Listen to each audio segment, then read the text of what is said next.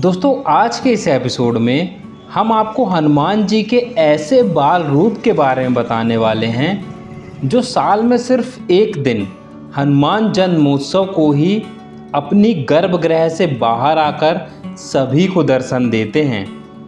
इस मंदिर को श्री रामलला मंदिर के नाम से जाना जाता है।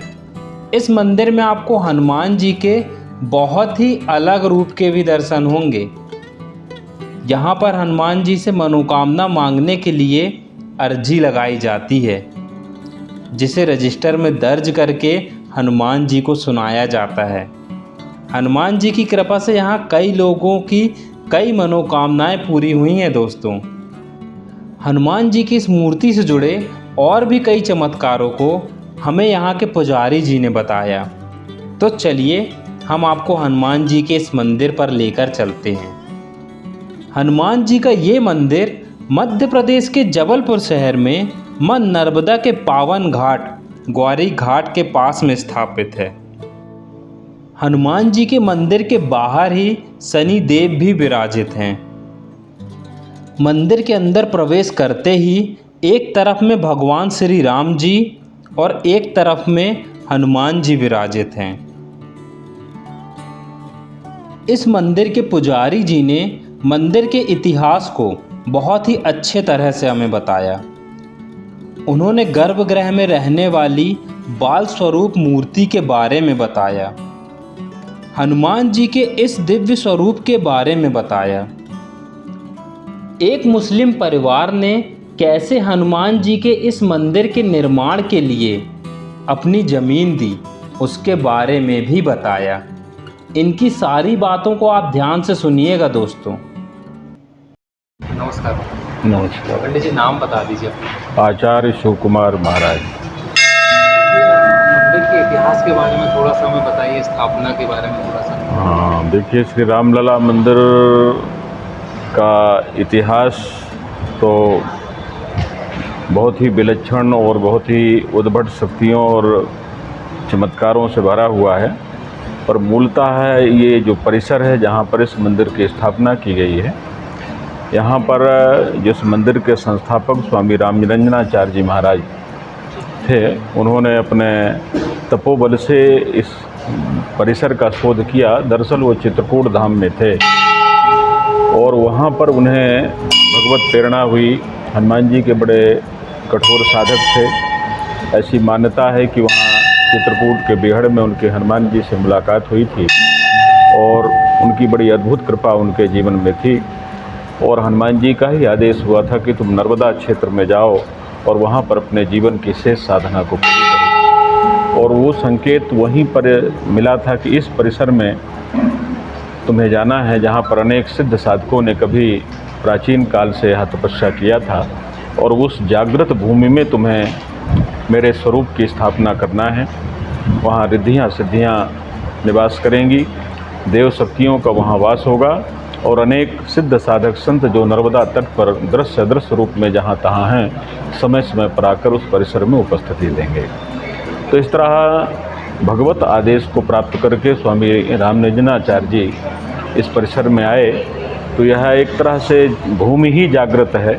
फिर यहाँ आकर के उन्होंने बजरंग देव का एक अद्भुत श्री विग्रह की स्थापना किया, जो इस स्वरूप में आपको शायद ही दुनिया में कहीं और मिले। जैसा भगवान हनुमान जी का ये स्वरूप है, जीवंत स्वरूप है और उसमें सारे अंगों का सजीव चित्रांकन है, जिनको देख करके लगता है कि बस हनुमान जी अभी बोलने वाले हैं। तो जो राम जी जो मूर्ति बनी है पीछे में, वो दोनों एक ही साथ उनने विराजित? नहीं, ये बाद में आए हैं। पहले हनुमान जी का आगमन हुआ है जी। जब कहीं प्रभु का आगमन होता है तो पहले उनके सेवक पहुंचते हैं जी, और फिर वो वातावरण बनाते हैं, तब भगवान का शुभागमन होता है। तो पहले इस परिसर में हनुमान जी का आगमन हुआ है।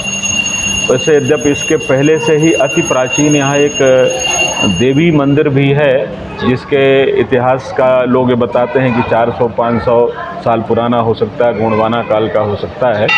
इस पर था, पर जब इस मंदिर की स्थापना हुई तब ये पूरा ग्वारी घाट क्षेत्र बड़ा बीहड़ था। ये उजाड़ वन परिक्षेत्र था, यहाँ पर कोई आने की हिम्मत नहीं करता था। तब इस स्थान की स्थापना हुई और फिर धीरे धीरे भगवान हनुमान जी की कृपा और अनुग्रह से जो है निरंतर लोगों का कष्ट हरण हुआ और जन समुदाय यहाँ से जुड़ता चला गया और धीरे धीरे यह विराट रूप इस रूप में सामने उपस्थित हुआ। यहाँ पर एक द्वापर युग के हनुमान जी का बाल विग्रह भी है जो मंदिर के गुप्त गर्भगृह में स्थापित रहता है और वर्ष में इस मात्र एक दिन उसको उस गुप्त गर्भगृह से बाहर निकाला जाता है। वो दिन होता है भगवान हनुमान जी का जन्मोत्सव का और उस दिन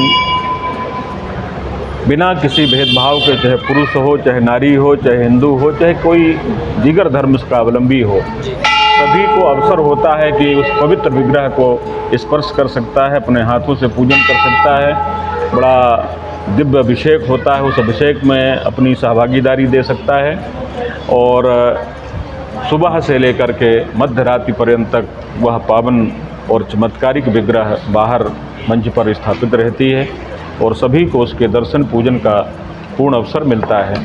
और मध्य रात्रि में पूर्ण सम्मान के साथ, वैदिक विधान के साथ जो मंदिर की परंपरा है तदनुरूप हनुमान जी को फिर से उस गुप्त गर्भगृह में स्थापित कर दिया जाता है और फिर वहाँ तक पहुँचना इस मंदिर में रहने वाले ही लोगों सदस्यों के लिए मुश्किल होता है, बाकी अन्य लोगों के लिए अनुमति नहीं है।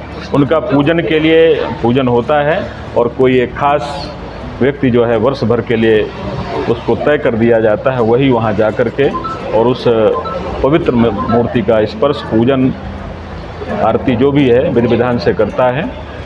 और उनके रहते हुए कहा जाता है कि उस दिन जो उनको जो स्पर्श कर लेते हैं, दर्शन करते हैं, उनके बड़ी बड़ी असाध्य बीमारियाँ, कष्ट, पीड़ा, यहाँ तक कि जहाँ विज्ञान की भी शक्ति परे है, ऐसे ऐसे कुछ असाध्य कष्ट भी भगवान हनुमान जी की कृपा से नष्ट होते हैं। और दिन लाखों लोगों की भीड़ इस परिसर में देश से और विदेश से भी लोग आते हैं और उस पवित्र मूर्ति का दर्शन पूजन करके धन्य धन्य होते हैं। स्वामी रामजन्याचार्य जी ने यहाँ पर जब आए तब निश्चित रूप से ये जगह भी उन्होंने एक मुस्लिम से ख़रीदा था, किसी मुसलमान का ये परिसर था उससे, और वो भी कभी गलती से ले लिया होगा उसने और यहाँ फंसा था बेचारा, उसको भी मुक्ति चाहिए थी। और जब स्वामी जी नर्मदा स्नान करने के लिए ग्वारी घाट गए थे और लौट करके जा रहे थे यहाँ से वापस रिक्शा में, उस समय तो कोई साधन होते नहीं थे, तो यहाँ पर एक देवी स्वरूपा एक महिला दिखी जो शुभ्र वस्त्र में थी और उन्होंने उनका नाम लेकर के पुकारा, जो कभी उनके गांव में उनकी माता जी जिस नाम से पुकारती थी। तो बड़े आश्चर्यचकित हुए कि मैं तो यहाँ पहली बार आया हूँ, मुझे मेरे नाम से कौन पुकार रहा है। वो रिक्शा से उतरे, बीच में छोटी लाइन यहाँ हुआ करती थी, रेलवे लाइन को क्रॉस करके वो इस तरफ आए, तब तक देखते देखते वो महिला यहाँ से गायब हो गई, फिर कभी नहीं दिखी। पर उस समय उनके हृदय में जो भी आवाज़ आई हो या जो भी उनको संकेत मिला हो कि भगवती शक्ति और माँ नर्मदा का स्वरूप थी और वो मुझे यहाँ रोकना चाहती हैं। तो भगवान हनुमान जी के दक्षिणमुखी स्वरूप के बारे में लोगों को बड़ा भ्रम है। अधिकांश लोग ये मानते हैं कि जिस बिल्डिंग का, जिस मंदिर का मुख दक्षिण दिशा में हो और वहाँ विराजी हुई मूर्ति दक्षिण मुखी होती है, लोगों की मान्यता ये है। पर वस्तुतः हनुमान जी का वो बिल्डिंग दक्षिण मुखी हो सकती है, वो स्वरूप अगर वो बैठा हुआ है, भक्ति भाव में है, या फिर उस स्वरूप को दक्षिण मुखी नहीं माना जाएगा। ऐसा वर्णन मिलता है कि जब लक्ष्मण और मेघनाद ने काल शक्ति का किया प्रहार, लक्ष्मण की सांसें रुकी थमी, नहीं बचने के कोई आसार, तब पवन पुत्र ने अतुलित बल, साहस और शौर्य दिखाया, नभपथ द्रोण गिरी ले धाये, वह दक्षिण मुख रूप कहाया। संजीवन पहाड़ संग हनुमत, उत्तर से दक्षिण दिश धाये, काल जयी यह महारूप, जग पूजित दक्षिण मुखी कहाए। ये स्वरूप ही दक्षिण मुखी है। इस मूर्ति को आप किसी भी दिशा में ले जाके रख दीजिए, ये मूर्ति ही दक्षिण मुखी मानी जाती है, जो संजीवन पहाड़ के साथ उड़ती हुई अवस्था में होती है। क्योंकि हनुमान जी ने हिमालय से और श्रीलंका के जो उड़ान भरी थी, उस स्वरूप को दक्षिणाभिमुखी स्वरूप कहा गया है और वही दक्षिणाभिमुखी स्वरूप यहाँ पर विराजित है। और ऐसे स्वरूप के सामने जो भी बोला जाए, क्योंकि ये तो बड़ा हृदय विदारक दुखद दृश्य, निर्जीव पड़े थे जगदाधार, करुणा निधान के करुण क्रंद से हिले देव जग हाहाकार। माने लक्ष्मण जी के तो प्राण ही चले गए थे, तो लाए सजीवन लखन जी आई, हनुमान जी ने जिंदा किया था। इस स्वरूप में यह है कि मौत को भी वो नकार देते हैं और एक नए जीवन को प्रसाद रूप में देते हैं। ये हनुमान जी का वास्तविक दक्षिणाभिमुखी स्वरूप है। इस मूर्ति को हम कहीं भी रख दें दक्षिणमुखी ही स्वरूप रहेगा। जैसे दक्षिणावर्ती एक शंख होता है, वो दक्षिणावर्ती ही होता है, चाहे आप पूरब में रख दो, चाहे पश्चिम में रख दो, चाहे दक्षिण में रख दो, चाहे उत्तर में रख दो। इसी तरह ये हनुमान जी का स्वरूप ही दक्षिणाभिमुखी है। इसको किसी भी दिशा में आप रख दीजिए, ये दक्षिणाभिमुखी स्वरूप ही माना जाएगा। जय श्री राम। हनुमान जी के इस मंदिर को सुप्रीम कोर्ट के नाम से भी जाना जाता है दोस्तों, क्योंकि यहाँ पर एक नारियल के साथ हनुमान जी से अर्जी लगाई जाती है। अर्जी को बराबर रजिस्टर में लिखा जाता है और फिर उसे हनुमान जी को सुनाया भी जाता है। हर साल अर्जी में आए लगभग 1 लाख से भी ज़्यादा नारियल यहाँ इकट्ठे हो जाते हैं, जिसे हनुमान जन्मोत्सव के दिन अग्नि कुंड में डालकर हवन कर दिया जाता है। हनुमान जी यहाँ सभी की मनोकामनाओं को पूरा करते हैं दोस्तों। हनुमान जी की कृपा से यहाँ कई लोगों की नौकरियाँ लगी हैं। भूत बाधा, प्रेत बाधा से ग्रसित लोगों को भी मुक्ति मिली है। पंडित जी ने हमें ये भी बताया कि कई बार रात में अपने आप हनुमान जी की आरती होते कई तरह की आवाज़ें आते हमने और यहाँ के लोगों ने सुना है। ऐसा मानो कई सिद्ध पुरुष, कई ऋषि यहाँ पर हनुमान जी की रात में आरती करते हों।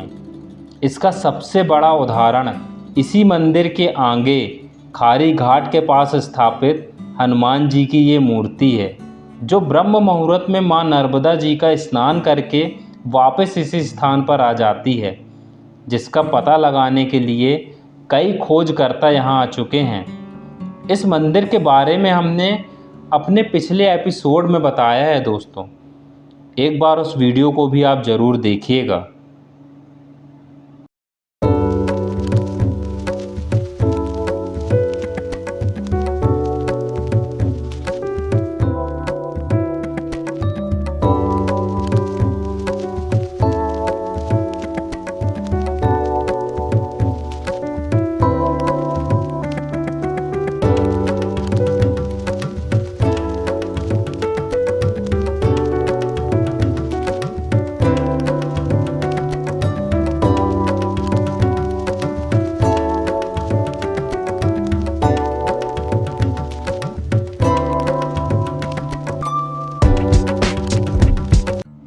इनक्रेडिबल एमपी का ये एपिसोड आपको कैसा लगा हमें कमेंट में ज़रूर बताएं और ऐसे ही अमेजिंग वीडियोस के लिए हमारे चैनल को लाइक, सब्सक्राइब, शेयर ज़रूर करें।